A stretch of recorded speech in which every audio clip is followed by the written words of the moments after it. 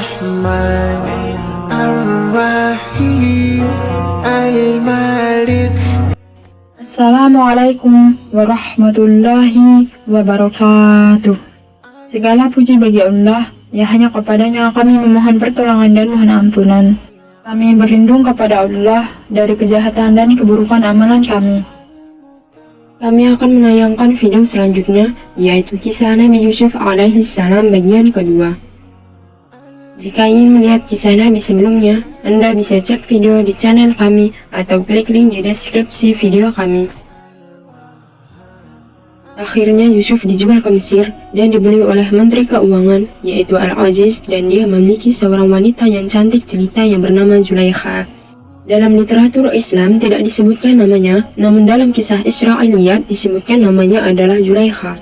Akhirnya Yusuf dirawat oleh mereka di keluarga tersebut yang kaya raya, dan sang menteri berkata, "Mudah-mudahan dia bermanfaat bagi kita atau kita pungut dia sebagai anak." Saat itu mereka memang belum mempunyai anak. Akhirnya Yusuf tumbuh berkembang di rumah tersebut, dan ternyata dia tumbuh menjadi lelaki yang gagah dan tampan yang berbeda dengan orang-orang setempat. Orang-orang setempat dari suku Kipti, sedangkan Yusuf dari Bani Israel.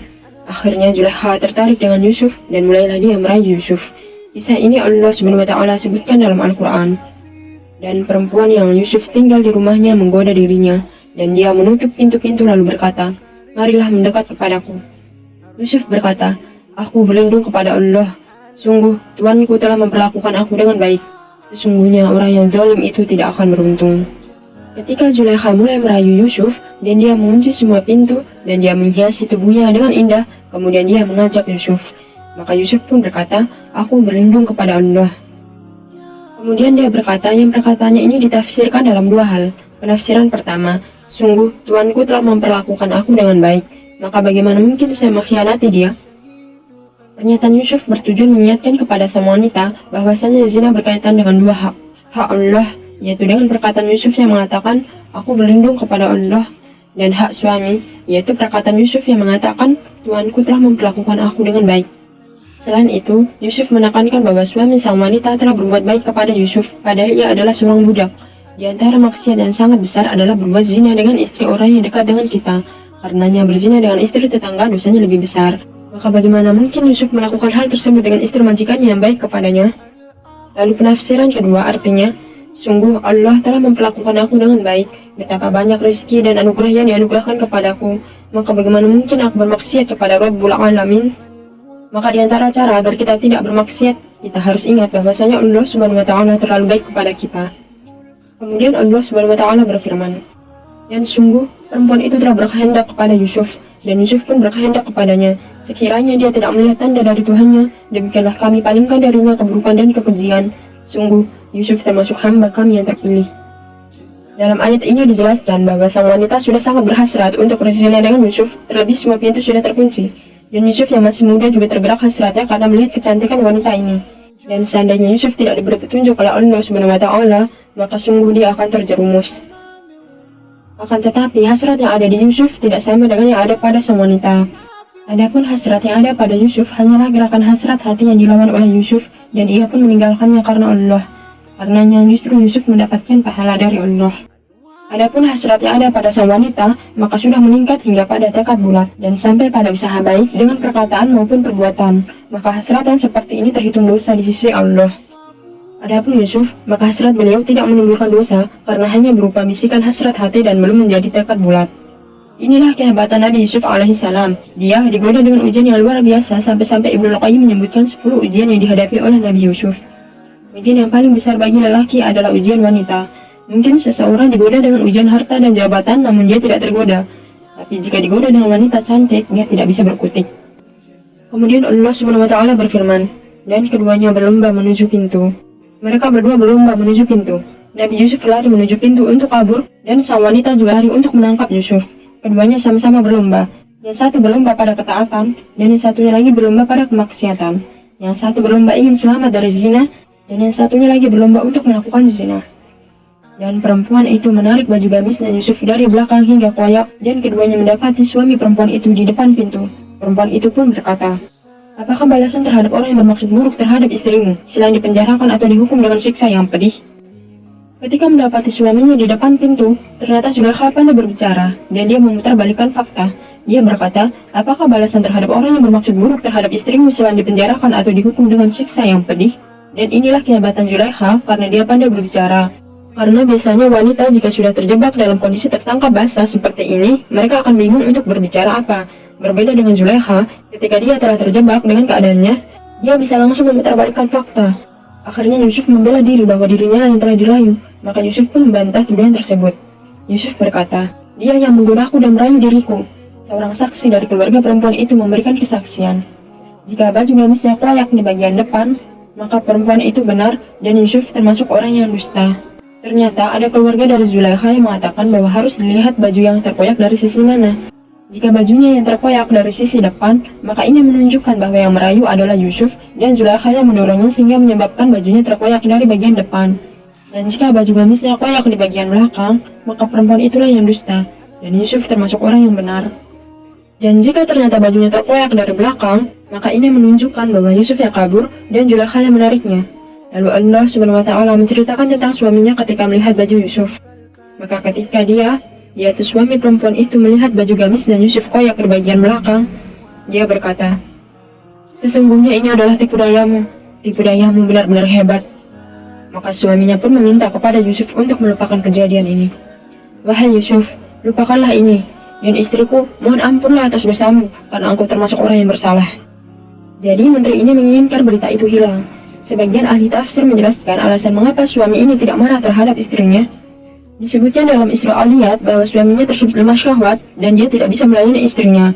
Maka dia memaklumi jika istrinya tertarik dengan lelaki lain sehingga dia tidak begitu marah kepada istrinya.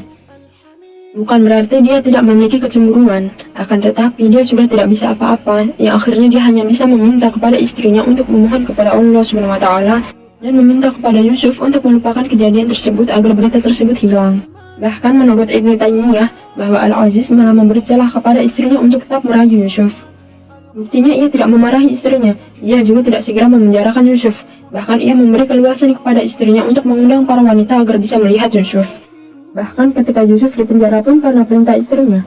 Oleh karenanya setelah kejadian tersebut, sang wanita masih bisa menggoda Yusuf. Karenanya sebelum Yusuf dipenjara, ia masih merayu Yusuf di hadapan para wanita yang lain. Yang disebutkan di dalam Al-Quran bahwa yang hadir dalam kisah tersebut hanya suami Zulaikha, Yusuf dan keluarga Zulaikha. Akan tetapi berita tersebut tidak bisa ditutup. Isu tersebut tersebar di seluruh penjuru Mesir dan menjadi buah bibir para wanita. Maka ketika perempuan itu mendengar cercaan mereka, diundangnya lah perempuan-perempuan itu dan disediakannya tempat duduk bagi mereka. Dan kepada masing-masing mereka diberikan sebuah pisau untuk memotong jamuan. Kemudian dia berkata kepada Yusuf, keluarlah, tampakkanlah dirimu kepada mereka. Ketika perempuan-perempuan itu melihatnya, mereka terpesona kepada keelokan rupanya, dan mereka tanpa saling melukai tangannya sendiri, seraya berkata, Maha sempurna Allah, ini bukanlah manusia, ini benar-benar malaikat yang mulia. Allah Subhanahu wa Ta'ala menamakan perkumpulan para wanita tersebut ketika mengunci Zulaikha dengan makar. Jadi para wanita tersebut ketika membicarakan tentang Zulaikha yang tergoda dengan Yusuf karena mereka juga penasaran ingin melihat Yusuf. Ternyata mereka membicarakan hal tersebut supaya bisa diundang untuk melihat Yusuf. Mereka pura-pura mencela, namun ternyata mereka ingin tahu.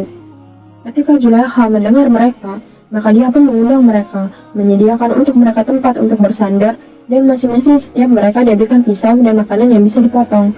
Dan di tengah keadaan seperti itu, Zulaikha memerintahkan Yusuf untuk lewat di hadapan mereka. Dan ketika mereka melihat Yusuf, mereka terkejut, sehingga mereka memotong tangan-tangan mereka tanpa sadar dikarenakan tampannya Nabi Yusuf. Seraya berkata, Maha sempurna Allah, ini bukanlah manusia, ini benar-benar malaikat yang mulia. Jika kita membaca kitab-kitab tafsir, maka kita akan mendapati banyak keanehan. Disebutkan bahwa mereka ketika melihat Yusuf langsung ada yang haid, dan sebagian lainnya ketika melihat Yusuf langsung ada yang meninggal dunia. Hal ini dikarenakan Nabi Yusuf sangat tampan, sampai-sampai Nabi Shallallahu Alaihi Wasallam pernah bertemu dengan Nabi Yusuf ketika Isra Mi'raj. Maka Nabi Shallallahu Alaihi Wasallam berkata, sungguh Yusuf telah diberikan setengah ketampanan. Mereka terpukau dengan ketampanan Nabi Yusuf alaihissalam, dan setelah itu istri Al-Aziz berkata, itulah orang yang menyebabkan kamu mencela aku karena aku tertarik kepadanya.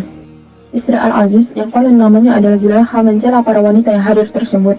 Seakan-akan Zulaikha berkata kepada teman-temannya, inilah yang menjadi sebab kalian mencela aku, yang mana kalian sendiri tidak bisa menyendiri di hadapan Yusuf meskipun hanya beberapa saat. Padahal aku bertahun-tahun bersamanya di dalam satu rumah, bagaimana mungkin tidak tergoda dengannya? Dan sungguh, aku telah menggoda untuk menundukkan dirinya, tetapi dia menolak. Para ulama mengatakan bahwa tatkala itu, Zulaikha memutuskan tirai rasa malunya.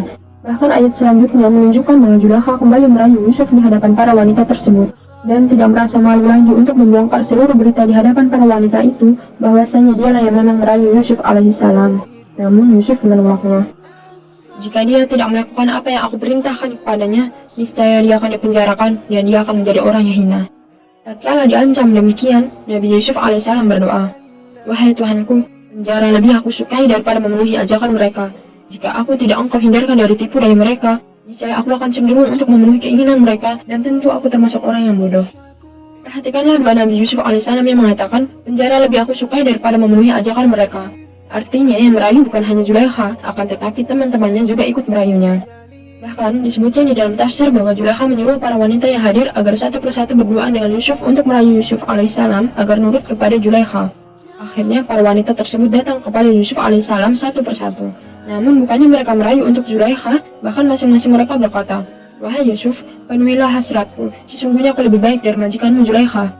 Namun Nabi Yusuf alaihissalam mengatakan, "Aku lebih senang dipenjara daripada memenuhi rayuan mereka." Ayat ini sekaligus menjadi dalil bahwa Nabi Yusuf alaihissalam tidak ujub dengan imannya, seakan-akan dia berkata, "Wahai Rabbku, sampai kapan aku bisa bertahan dengan godaan mereka? Jika engkau tidak hindarkan aku dari mereka, maka aku akan condong kepada mereka, dan aku akan terjerumus di dalam kemaksiatan seperti orang-orang yang jahil." Nabi Yusuf alaihissalam adalah lelaki, sedangkan di depannya adalah wanita-wanita yang cantik jelita. Maka Tuhan memperkenankan doa Yusuf, dan dia menghindarkan Yusuf dari tipu daya mereka. Dialah yang maha mendengar, maha mengetahui. Dialah Jalla Jalaluhu yang maha mendengar. Maksudnya adalah Allah subhanahu wa ta'ala maha mengabulkan permintaan Nabi Yusuf alaihissalam. Tentu terpenjara merupakan hal yang dibenci oleh jiwa. Akan tetapi Nabi Yusuf alaihissalam merasakan penjara lebih nikmat daripada harus melakukan kemaksiatan dan perbuatan nista yang mendatangkan kelezatan sementara yang diakhiri dengan kesengsaraan. Kemudian timbul pikiran pada mereka setelah melihat tanda-tanda kebenaran Yusuf bahwa mereka harus memenjarakannya sampai waktu tertentu. Akhirnya pembesar-pembesar di Mesir memandang bahwasanya perkara yang terjadi antara Yusuf alaihissalam dengan para wanita sudah tersebar di mana-mana. Untuk menghilangkan semua jejak, mereka memandang bahwa Yusuf alaihissalam harus dipenjara sampai waktu yang tidak ditentukan. Beliau dipenjara sampai waktu yang sangat lama, supaya kasus tersebut terlupakan. Sekian dari kisah Nabi Yusuf alaihissalam bagian kedua.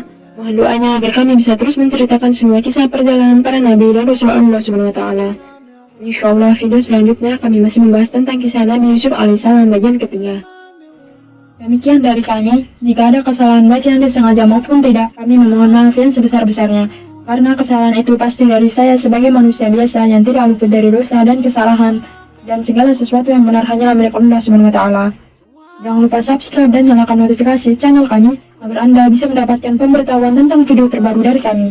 Dan juga like dan share agar bermanfaat bagi sesama saudara muslim untuk mengetahui tentang kisah para nabi dan Rasul Allah subhanahu wa ta'ala. Semoga Allah subhanahu wa ta'ala menjaga kita semua serta memudahkan segala urusan kita. Jazakumullahu khairan wa barakallahu fiikum. Wassalamualaikum warahmatullahi wabarakatuh.